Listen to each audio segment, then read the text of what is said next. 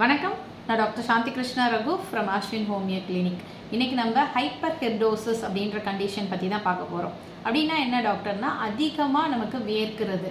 நம்ம ஹீட்னாலேயோ இல்லை எக்ஸசைஸ்னாலேயோ இல்லாமல் திடீர்னு நமக்கு அதிகமாக வேர்க்குது அப்படின்றது தான் நம்ம ஹைப்பர் ஹெர்டோசிஸ்ன்னு சொல்லுவோம்.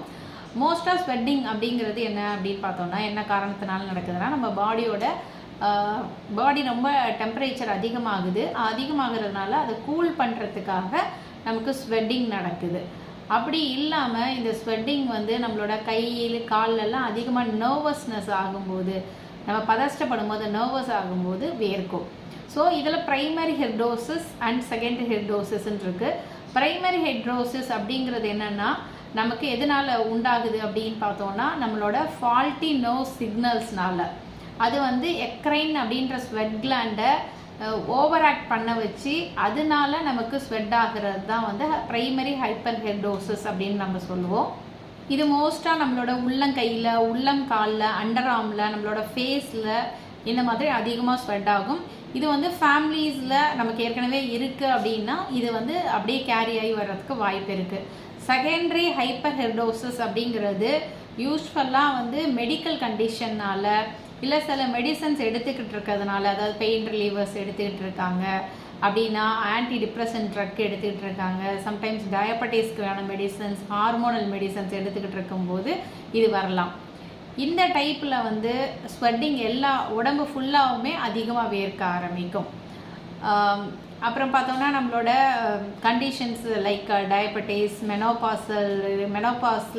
மெனோபாசல் சிண்ட்ரோம் இருக்குது நமக்கு. மெனோபாஸில் பார்த்தோன்னா ஹார்ட் ஃப்ளஷஸ் திடீர்னு பார்த்தா அதிகமாக வேர்க்கும். தைராய்டு ப்ராப்ளம் இருக்கவங்களுக்கு நடக்கலாம்.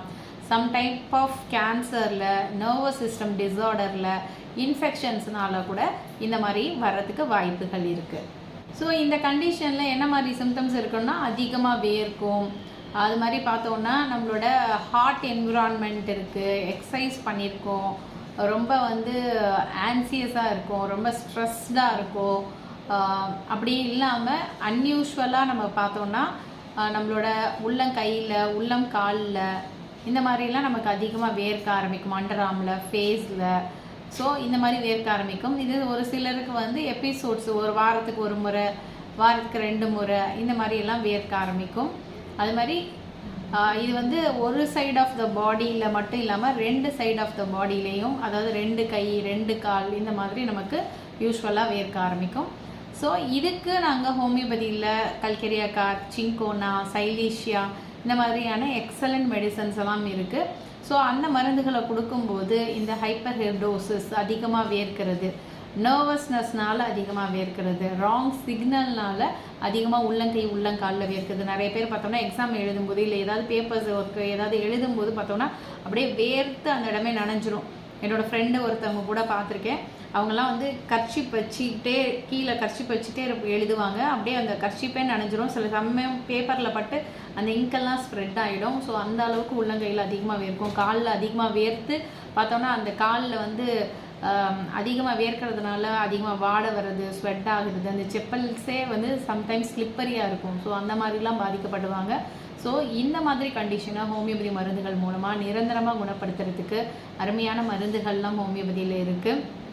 அதில் சில எக்ஸாம்பிளான மெடிசன்ஸ் பற்றி தான் நான் சொன்னேன்.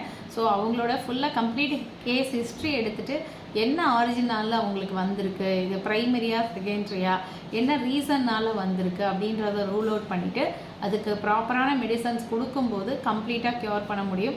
ஸோ இது மாதிரி ஹைப்பர் ஹெர்டோசிஸ்னால் பாதிக்கப்பட்டிருக்கக்கூடிய உங்களுடைய உறவுகளுக்கும் நட்புகளுக்கும் மறக்காமல் இந்த வீடியோவை ஷேர் பண்ணுங்கள்.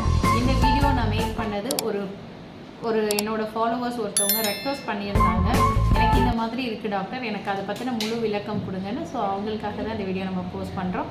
ஸோ மறக்காமல் இது மாதிரி பாதிக்கப்பட்ட உறவுகளும் இதனால் பலனடையணும்னு வேண்டிக்கிறேன். நன்றி.